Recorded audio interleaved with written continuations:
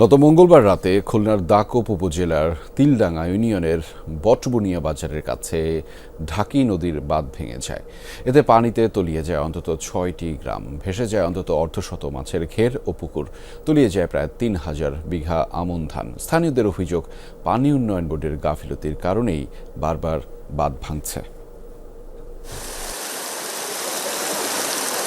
ঘূর্ণিঝড় রিমালের আঘাতে বাঁধ ভেঙেছিল ঠিক এখানেই। সেই ক্ষত কাটিয়ে উঠতে না উঠতেই ফের ভাঙনের কবলে এলাকাবাসী। ঢাকি নদীর ভাঙ্গা বাঁধ দিয়ে দুদিন ধরে লোকালয়ে পানি ঢুকে তলিয়েছে অন্তত ৬টি গ্রাম।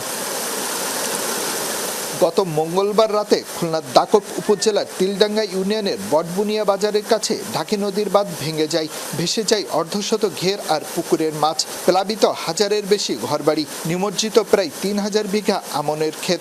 স্থানীয়দের অভিযোগ, পানি উন্নয়ন বোর্ডের গাফিলতির কারণে বারবার ভাঙছে বাঁধ।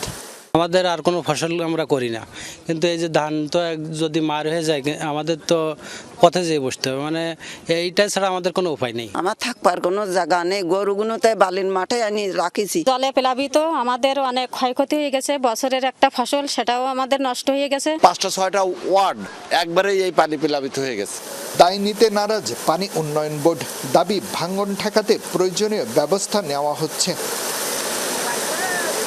জাইকার অর্থায়নে একটা কাজও চলমান আছে, ৫০০ মিটার স্থায়ী প্রোটেকশন কাজ, এবং ওই প্রকল্পেই আমরা ডিপিপি রিভাইসে আরও ৪০০ মিটার প্রোটেকশন করার জন্য আমরা প্রস্তাব পাঠিয়েছি, এবং এটা প্ল্যানিং কমিশনে প্রক্রিয়াধীন আছে। আজ অথবা কাল হয়তো এই বাঁধ মেরামত হবে, আটকে যাবে নদীর পানি। তবে গত ২ দিনে এই এলাকার যে ক্ষতি হয়েছে তা পূরণ হতে সময় লাগবে কয়েক বছর। শেখ আল এহসান, যমুনা নিউজ, খুলনা।